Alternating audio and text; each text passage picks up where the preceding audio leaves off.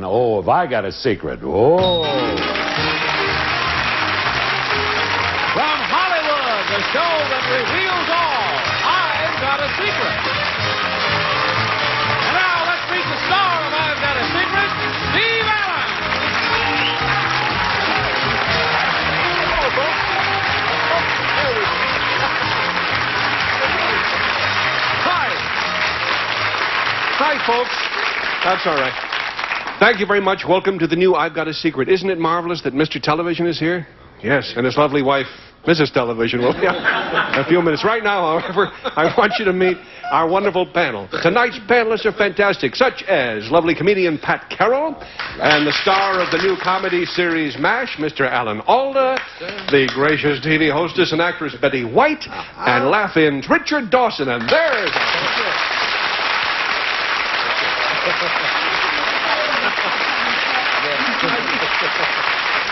Now let's see if we can get a contestant out here.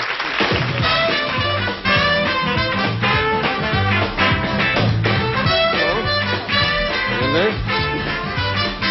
Nice to have you with us, ma'am, in that very pretty dress. And what is your name? My name is Irene Knokke. Knokke? Yes. Knokke. All right, and where are you from, Mrs. Knokke? I'm from Knokke. Santa Monica, California. Santa Monica, California. Have you ever seen Irene Knokke, Richard? Actually, Cano. Thank you very much. Well, if you did, you probably saw her at the Dobrich Circus. She has brought along some of her friends from the circus, and we're going to open our door right now and see if we can locate them in center stage. There, isn't that cute? Cute little critters. And there they are, critting over there. Well, panel, Irene's secret, whatever my mouth said, concerns these little critters. And if you'll whisper your secret to me, Irene, we'll tell the audience what it is.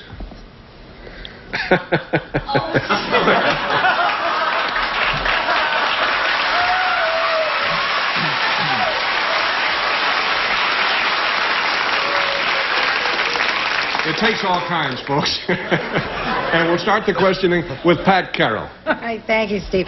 Irene, would this secret have to do with something the animals did? No. Is it something about a familial relationship, because there are three of them there? In a sense, we have to give you a yes, a kind of a weird offbeat yes on that. Is there any kind of incest involved or anything like that? Not on this program. All right, 1 down and 3 to go. Alan Alda. Irene, is there something, is some way in which you're related to these primates here? Yes. Above and beyond the sense in which we all are, you mean? Yes. Yes, yes.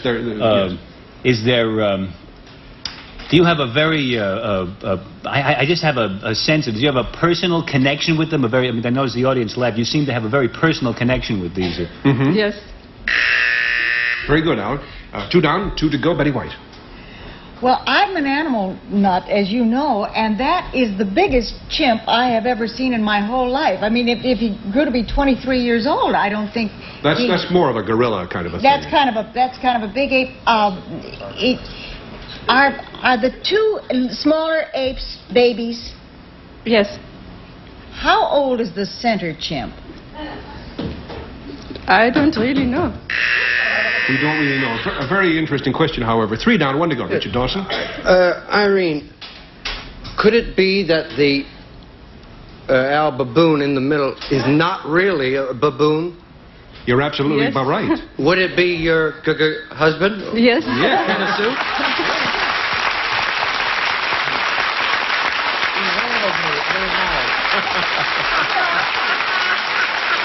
That's right.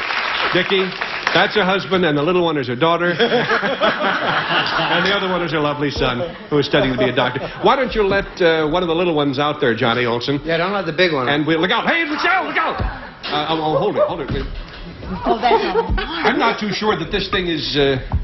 Irene, was your name Fay Ray at any time? How are you? Look out there! Oh. Isn't that sweet?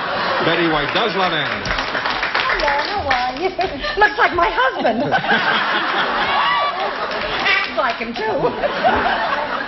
male chauvinist chimp.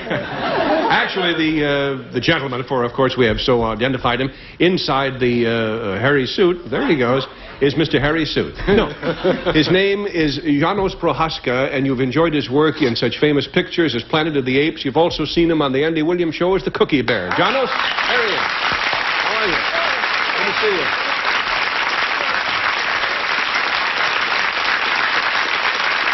Give our best regards to our friends at the Dobrich Circus, and thank you very much, both of you, for giving us a really hairy secret tonight.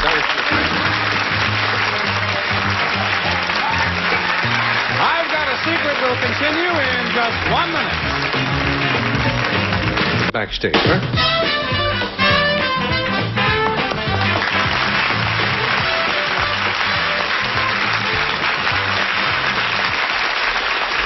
Nice to have you with us, sir. Would you tell the panel your name? T.A. Preston, T.A. Preston. And your home city is? Amarillo, Texas. Amarillo. A panel, Mr. Preston's secret concerns something, shall we say, unfortunate, decidedly unfortunate, that happened to him one night. Mr. Preston, if you'll whisper that secret to me, we'll let the world know what I'm talking about. Oh, my goodness.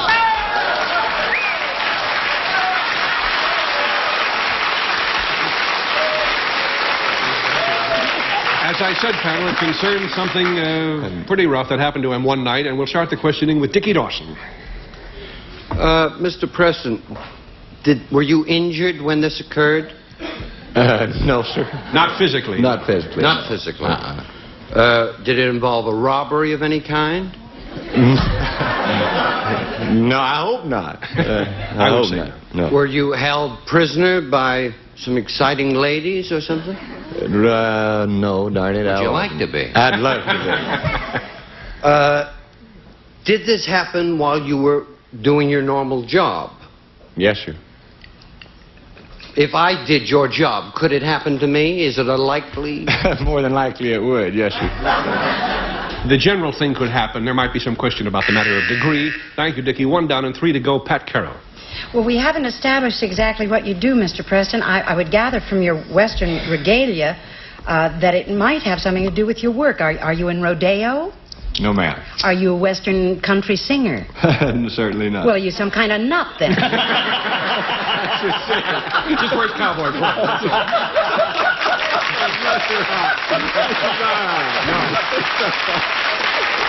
No, actually, what he does, he's pretty big potatoes. Well, then... Oh. 2 down, 2 to go. Thank you, Pat. We go now to Alan. You are a baked potato, Mr. That's right. That's baked potato. From Texas. Now, do you do what you do in Texas? No, sir, this didn't happen in Texas. I see. But he can do it anywhere. But you can do it. And it was related to your work. Do you do your work around the country in various places? All over the world, And yes. it happened at night? Was this the kind of thing that would be likely to happen at night? Probably a little Did it more. happen More likely to be. Did it happen in front of an audience? Well, they were an unsolicited audience, I'd say. There was plenty of people there. There were Yes. onlookers. I see. Not a paying audience, no. No, sir. No. Did this involve an animal? No, sir. 3 down, 1 chance left. Betty White. So you're not going to take that hat off and you're in a chimp suit. Is that... No, that's right. Was this happened recently, I trust? Within the past 2 years. The past 2 years. Yeah. Was there any embarrassment to you at the time? Well, I felt no embarrassment. I felt a little remorse, and yet I felt no embarrassment. Some of us in his position would feel embarrassed. It would probably embarrass the majority of the people, yes. Were you sober at the time? I don't drink. Oh, well, then that's what I say. Were you sober at the time? Truly, I was. Did it concern a woman? No. Did it concern another man? Several other men. Several of... That's a very funny answer, as you'll understand when I tell you that what was going on was a poker game, and Mr. Preston's secret, if you're sitting down, as the old saying goes, was that he lost in one night $190,000. Oh!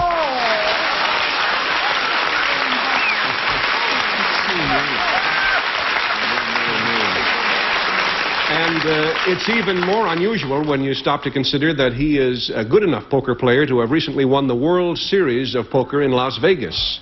He's better known to his fans everywhere as Amarillo Slim.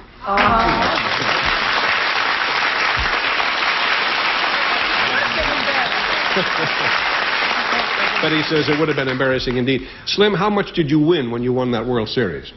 $60,000. There was was intended for 12 of us to originally play, and we'd played quite a lengthy session just prior to this. In fact, I played 2 days and nights with 6 hours rest in between, and only 8 of us agreed to go into the finals of it because it gets quite exciting. When you're kind of dopey from lack of sleep, do you play a little worse? People do everything else worse when they're in that chair. Well, no, sleep doesn't seem to bother me to a degree.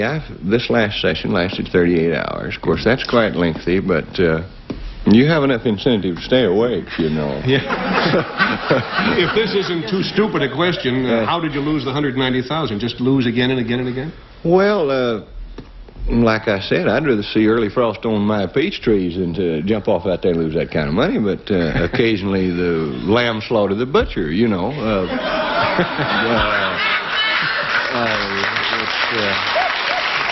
That's the way to put it. It's possible for any one of these people, and I guess you know, little Flip Wilson beat me playing poker. Of course, there's a rumor the game wasn't on the square, but yes. By the way, Slim, are you married? Yes, sir. Definitely married. Now, can you imagine, Dick, and the rest of the panel coming home and breaking the news to the little woman that you just happen to drop $190,000? How do you handle that when you lose? Well, you see, I keep my gaming activities aside from my family. My wife and children think I must be a clever booger. If I have a big loss, I don't tell them about it. I keep it from them. My wife thinks the king's a ruler of a foreign country and the queen's his bedmaid. She doesn't. She doesn't know much about it. As a fellow poker player, but certainly not in your league, I wonder, would you just think of a card for me, please? Just any card at all. Think of a card? Is this your thing? No, really. Go right ahead. Any card at all. All right, sir. I'm thinking of a card. Would you tell us now what card it was you were thinking of? The Queen of Hearts. I had the king. You owe me $5. I lose again. Thank you, Dickie. Thank you, Slim. Bye, Mr. Chip.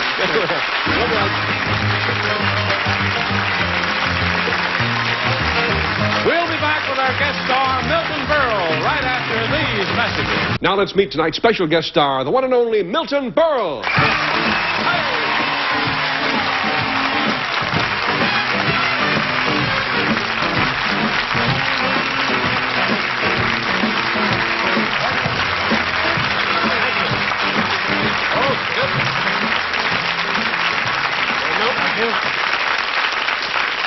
Proud to welcome you to I've Got a Secret. I'm very happy to be here. Amarillo Slim just beat me for 190. I'll tell you right off the bat, panel, what you may have already assumed, that Milton's secret concerns what's in the trunk. Oh. He brought it along tonight from home, and Milton, if you'll whisper your secret to me, we'll let the world know what I'm talking about. Pardon me? What's in the trunk?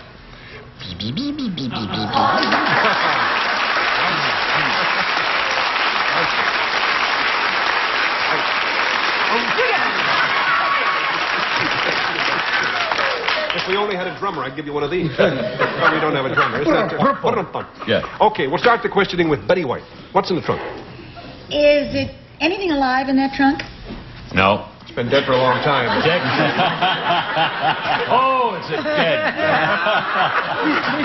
Dead. I was going to speak to you about that. Does it have anything to do with anything like costuming or anything? No costume. No wearing apparel at all? No wearing apparel. No. Is it anything that ever has been alive? Has been alive? Oh, yeah. How, strictly speaking, in the sense you mean, no. No. It's a joke that I'm speaking. I'm just clowning. Are you going to... Oh, that's not like you. Is it anything you're going to do anything with when it comes out of the box? I don't... Maybe, yeah. You could. But there's the buzz. You're all right.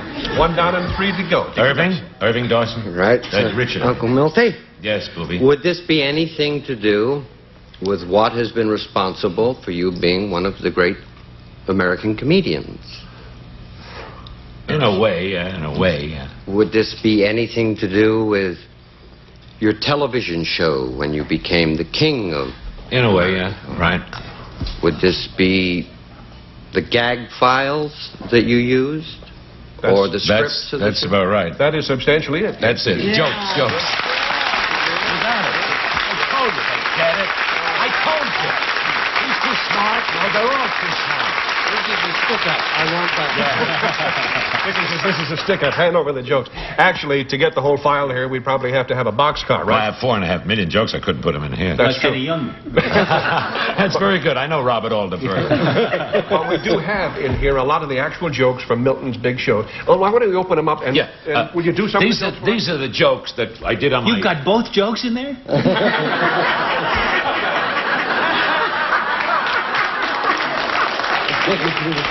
These are really some of Milty's great funny These are some of the jokes that I did on the early television show. Shall I start one? Please do one, yes. Now, notice the delivery. You folks can learn how to do a joke. Delivery belongs on a truck. Now, here we go. This is one of the... They're non sequiturs, so we're just separately. I was so poor, in my younger days, we all had to sleep in one bed. I never knew what it was to sleep alone until after I got married. That's one. Now, how about the panel telling some jokes? Sure. We got the greatest joke tellers, such as Alan Alda, who used to be famous many years ago, I think. We have in here some jokes for the ladies, jokes for the men. The men's are blue, I believe, and the ladies take the pink ones. All right, you pick one out. Pick one out. We get the clean ones. No. It's ladies' jokes and gentlemen's jokes. Ready? You're on, Bobby. Well, I learned dancing from Arthur Murray, but later I found it was more fun with a girl. But seriously, folks. All right, Betty. Okay. You're on. A woman called up the police department and said, I have a sex maniac in my apartment. Pick him up in the morning. All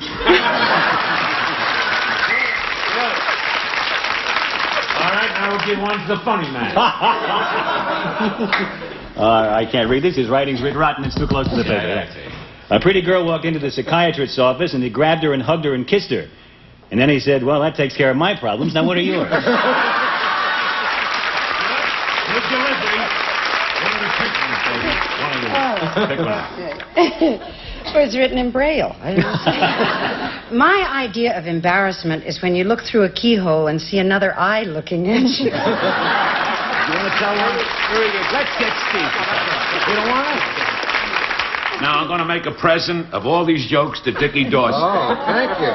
And you get nothing. I'll tell you what, panel, there is one other thing. You got into the idea of wardrobe a little earlier. There's something else that Milton brought along tonight that he's kept close to his heart for years. Milton, why don't you see if you can find it back there? I'll get it. It really is something very important in his family history. It's one of his dearest possessions. I don't think he'd go very many places without it. If you visit Hollywood, you might walk along Hollywood Boulevard some days, see a Milton Berle with it, and I think, yes, here it is. There we go.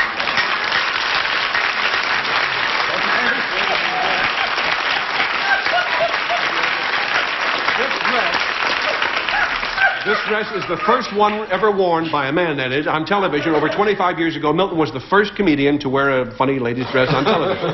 Isn't that great? Listen, would you put it on for old time's sake? Swell. I'll tell you, you want to help? Sure. Old timers. Just for old time's I want to turn you back this way, all right. No, you turn the other way. Oh, my way, I'm sorry, yeah. All right, fine. There we go. Ready? Wait a minute, just a minute. Just once. Don't do that. I didn't know.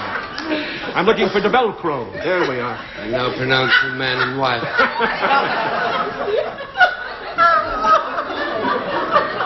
There we are, fine. And now.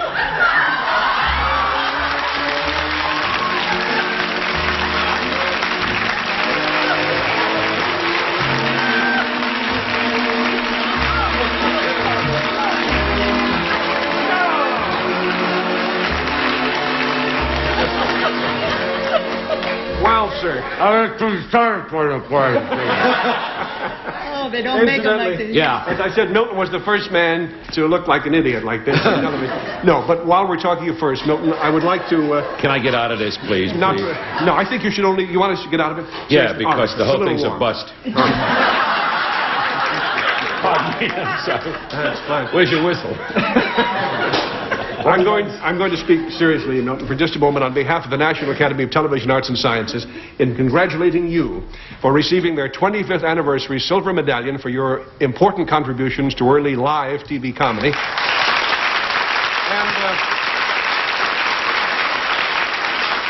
And in giving Milton this honor, I have some notes here. This is what the Academy said. I want you to hear it. It's appropriate that this award should go to the first superstar of television, the man who ruled the networks for years and years. He was really responsible for churches changing bingo night from Tuesday to Friday.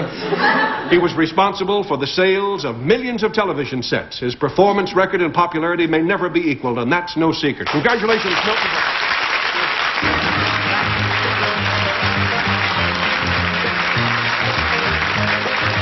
I've Got a Secret returns after these words. Time for one more contestant. What is your name, sir? Maurice Wooden. Wooden. Wooden, yes. Maurice Wooden from Santa Monica. Santa Monica, California. Mr. Wooden, panel, has something to do with dogs, and if you'll whisper what you have to do with dogs to me, the whole world will find out about it. Uh-huh. Interesting.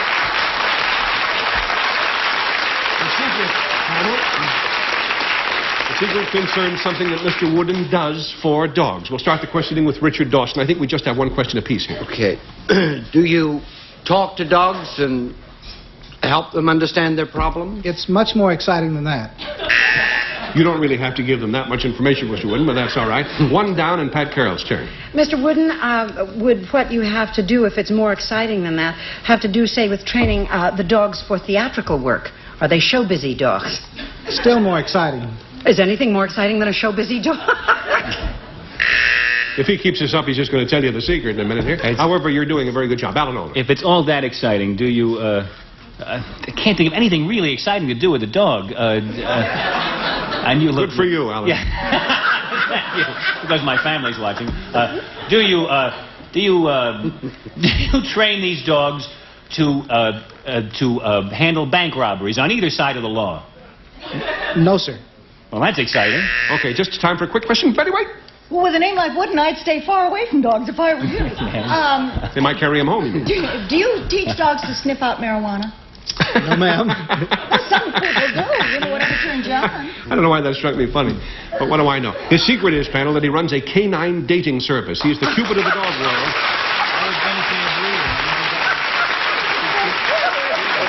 Here's his business card. He actually has a computerized dating service. He doesn't just put your dog with any bum on the street, you know. It's very high-class stuff. Thank you very much, Mr. Wooden, and thanks to your dogs or whatever. And thank you. We will see you later, or we'll be right back, as the case may be. I'm Bill Dwyer. Join us again next time for the 50 greatest game shows of all time. Let's salsa. Showbiz legend William Shatner is matching the right answers with the hottest dancers. What's the name of this game? Show me the money. Show Me the Money premieres Tuesday, June 12th at 8 p.m. 7 Central, only on GSN. Milty.